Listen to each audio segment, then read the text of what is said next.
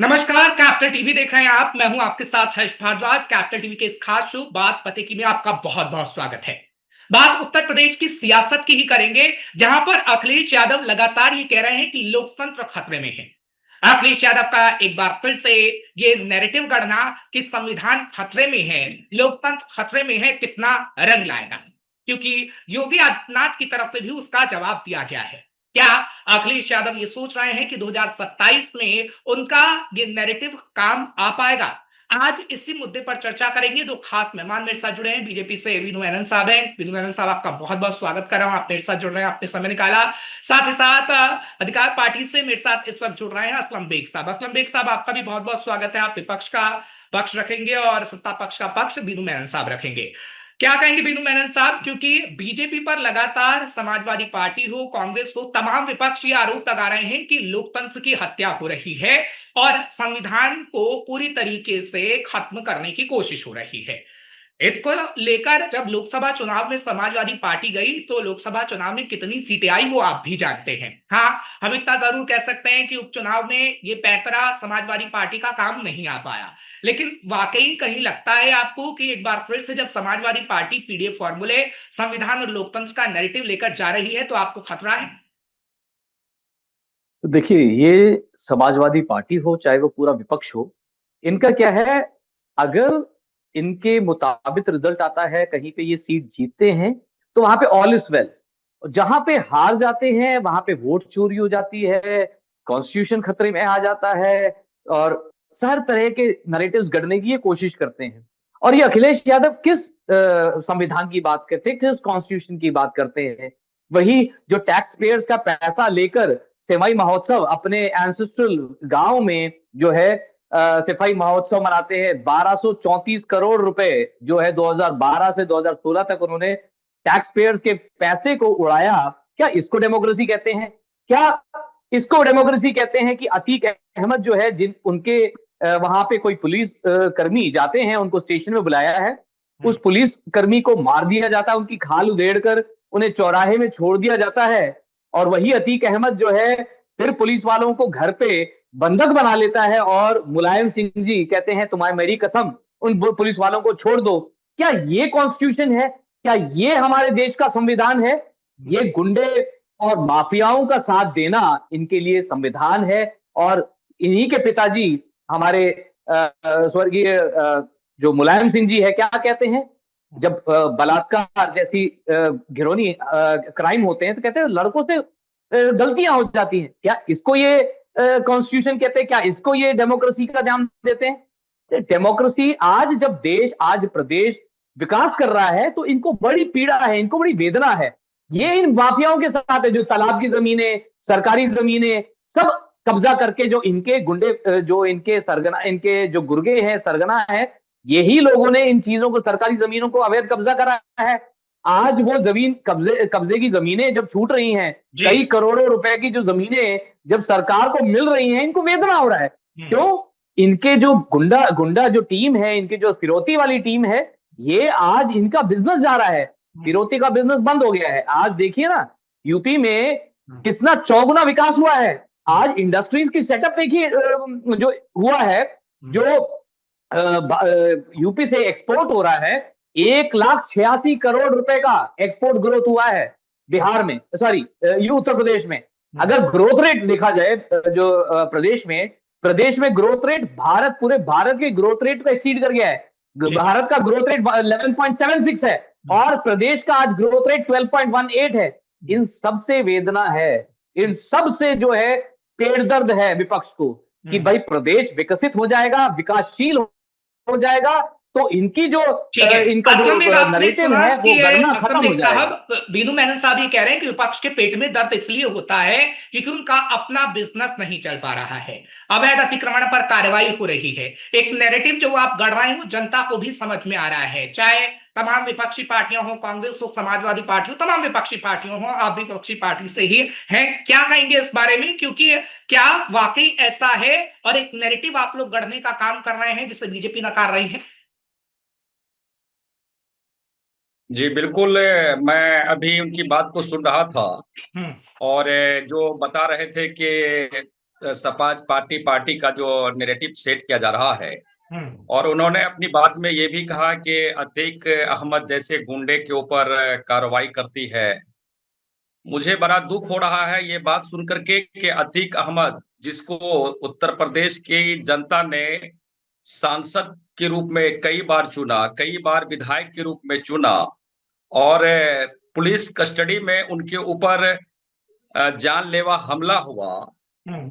उसको लगा कि जिस तरह से वो जो हमलावर थे, पूरी तरह से लगा था कि टीवी कैमरे के अंदर में मौजूद था, वहां पूरा कैमरा लगा हुआ है, वहां अतीक अहमद को मारा गया, और अब कह रहे हैं कि वो गुंडा था। तो ये बेहद दुर्भाग्यपूर्ण आपको बात अतीक है, अहमद से और सहानुभूति है?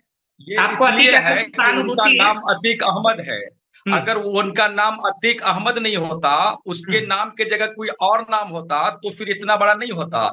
चूंकि हम्म। ये टैग लगा देना कि अतीक अहमद बहुत बड़ा गुंडा था, हम्म। और मुलायम सिंह के बारे में बताए कि लड़कियों के बारे में ऐसा बोले, तो ये सब मुद्दा मैं समझता हूं कि ये पूरी तरह से सोच समझकर बात आनी चाहिए। रही बात आज के पैनल पे समाजवादी पार्टी का प्रवक्ता नहीं है, और मैं अपना अधिकार पार्टी के राष्ट्रीय महासचिव होने के नाते मैं एज ए विपक्ष के रूप में आपके साथ खड़ा हूं, बात कर रहा हूं। जी। तो ये पूरी तरह से भारतीय जनता पार्टी का अपना एक फंडा होता है कि लोगों को किस तरह से बताएं और कैसे लोगों को बरगुलाएं।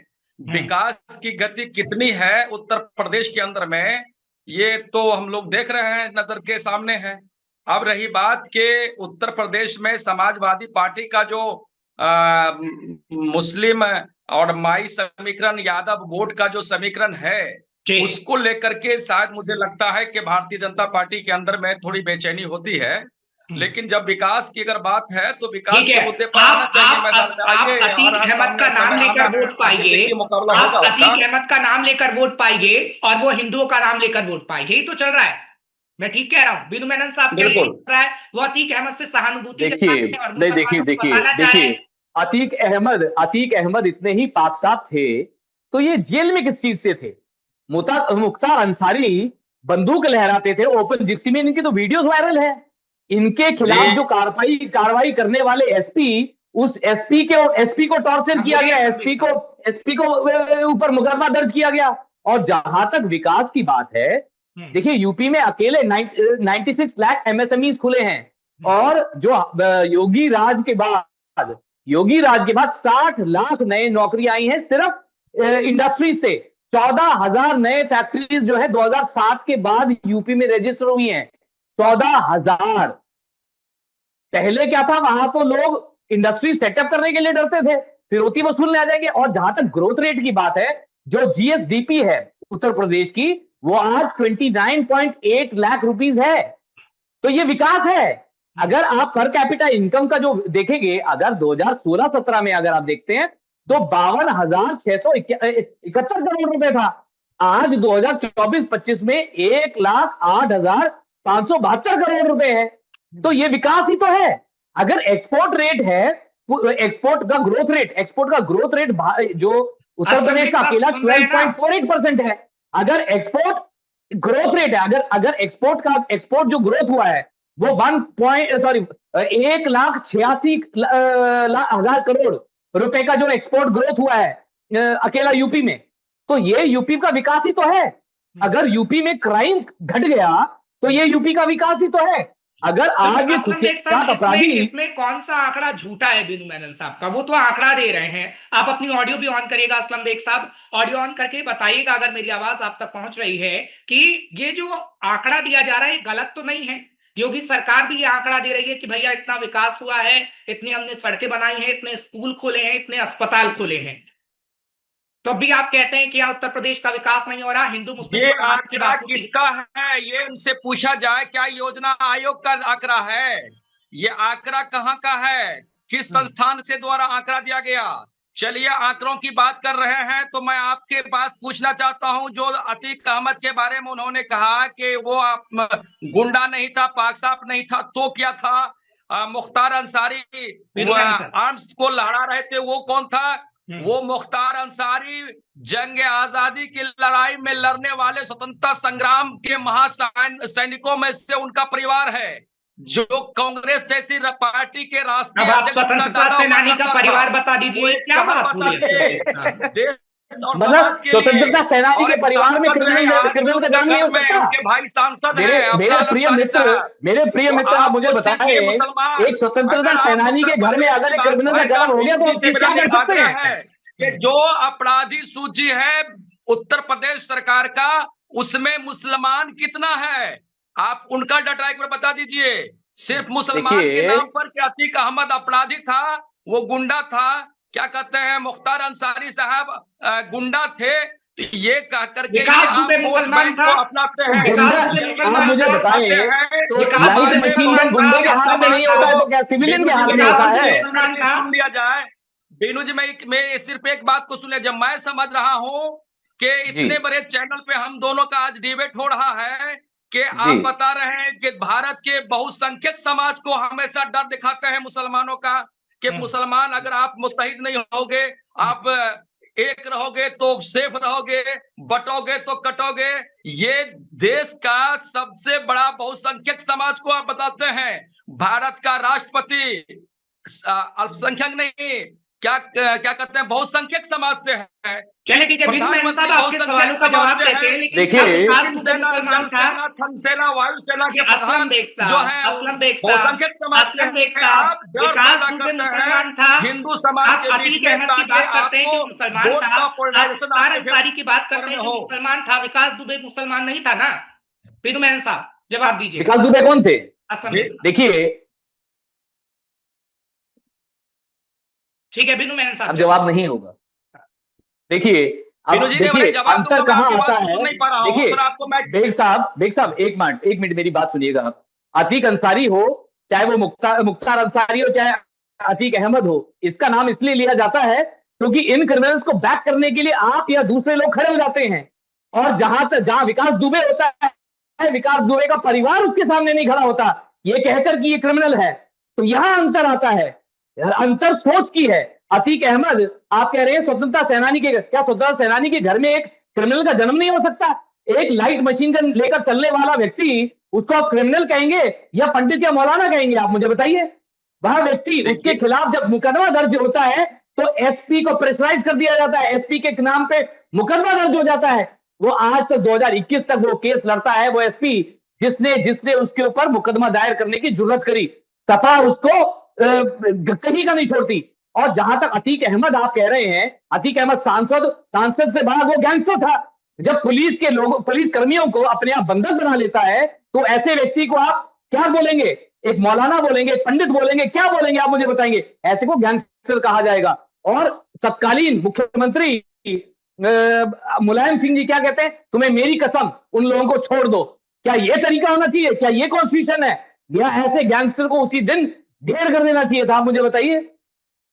देखिए, अभी विकास आपने दुबे जो बात कही है, पे और मुख्तार अंसारी अपराधी दोनों पे कोई बता भी दीजिए हो, आप वो मुझे। किसी कम्युनिटी से हो, किसी धर्म से ताल्लुक रखता हुआ अपराधी अपराधी है।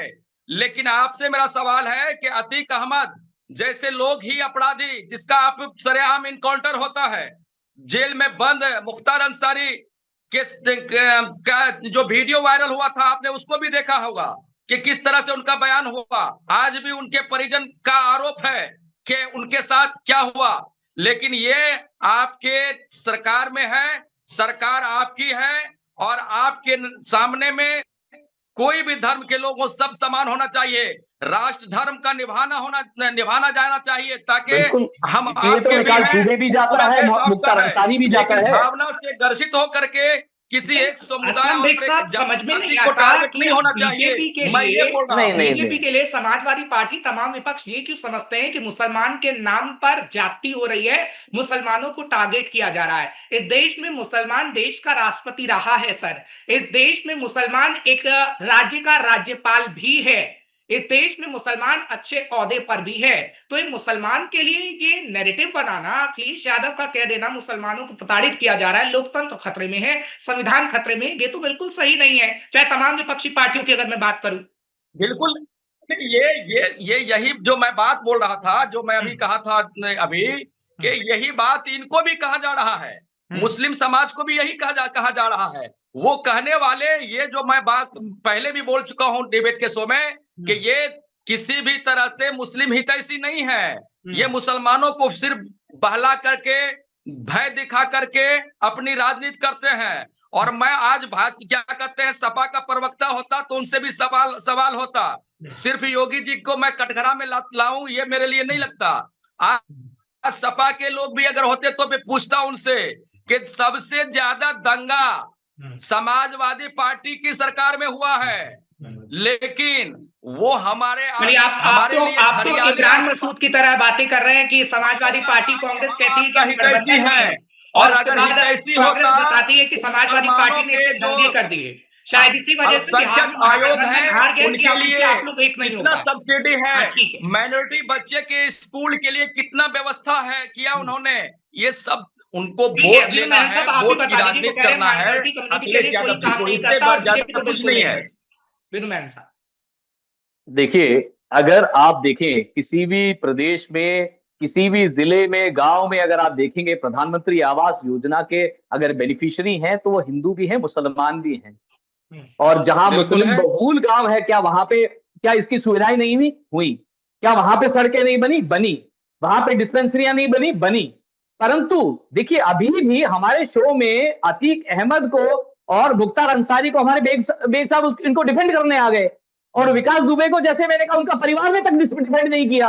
देखिए, धर्म के चश्मे से आप किसी उग्रवादी को, आतंकवादी को या गैंगस्टर को नहीं देखिए, पर अगर कोई इस तरीके से देखता है तो वो सवाल के घेरे में आएगा जरूर। आप देखें, इनके जनाजे में लोग जो है सारे इकट्ठे हो जाते हैं, चाहे वो आतंकवादी हो, चाहे वो गैंगस्टर हो, इनके जनाजे में आप सारे इकट्ठे हो जाते हैं। तो सवाल के घेरे में अपने आप को खुद लाने वाले मुसलमान कम्युनिटी है। आपने देखिए, आप एक पार्टी के बेग साहब आप एक पार्टी के नुमाइंदे हैं। आपने भी क्या किया? आपने कहा अतीक साहब सांसद थे, अतीक साहब चाहे सांसद थे चाहे कुछ भी थे, वो गैंगस्टर थे, इस बात से कौन नकार सकता है? सारी को आपने कह दिया कि वो एक फ्रीडम फाइटर के पुत्र हैं, तो फ्रीडम फाइटर का पुत्र जो है लाइट मशीन गन लेके चलता है दूसरे गैंगस्टर को मारने के लिए, क्योंकि वो बुलेट प्रूफ व्हीकल में जा रहा है, तो ऐसा व्यक्ति आप गैंगस्टर कहेंगे या उसको कोई पंडित के मारने की उपाधि दे देंगे आप? जल्दी से जवाब, ये अंतर आता है। और जहां तक विकास की बात है, तो माइनॉरिटी का बच्चा मेजॉरिटी का बच्चा नहीं है। हर बच्चे का, भारतवासी का विकास होना चाहिए, उसको मेन स्ट्रीम में जुड़ना चाहिए, उसको एजुकेशन मिलना चाहिए, उसको हेल्थ सुविधाएं मिलनी चाहिए। असलम बेग साहब, आपने जो बात कही अभी विनू जी, ये मैं इस बात का ये नहीं कर रहा हूं, मैं उनके समर्थन की बात नहीं कर रहा हूं। आप जो लाना चाहते हैं कि ये अतीक अहमद अपराधी था, अभी आपने कहा कि जनाजा में शरीक हो जाता है, जहनियत की बात कर रहे थे कि उनका सोच ऐसा होता है।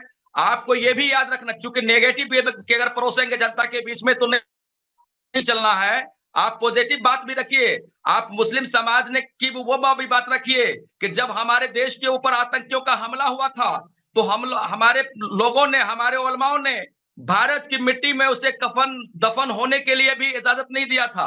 तो हमारा कहीं से भी, इस्लाम का कहीं से भी ताल्लुक आतंकवाद से नहीं है। इस्लाम शांति और अमन का मजहब है, कहता कि और ये किसी मुसलमान का ताल्लुक आतंकवादी के साथ है या नहीं। समर्थन नहीं कर समाजवादी सकता, पार्टी जो हमारे लिए खतरा हो सकता है। एक व्यक्ति का खून इंसानियत का खून है, इसीलिए मुसलमान हमारे देश का हिस्सा है, आजादी में उसका योगदान रहा है। अतीक अहमद और मुख्तार अंसारी के ऊपर ये टेर लगाना कि वो अपराधी था, आज भी उनके अपराधियों के ऊपर बड़ी फांसी तो हो जाना चाहिए था ना। मैं पुलिस के सामने मारा गया था, पुलिस कस्टडी में मारा गया था। तो ये भावना से ऊपर उठना पड़ेगा देश की तरक्की, समाज की तरक्की के लिए। आप अतीक पर आ गए, मुख्तार अंसारी पर आ गए। फिलहाल आपने भी तो विकास दुबे का नाम थोड़ी लिया, जिनकी गाड़ी पलट गई।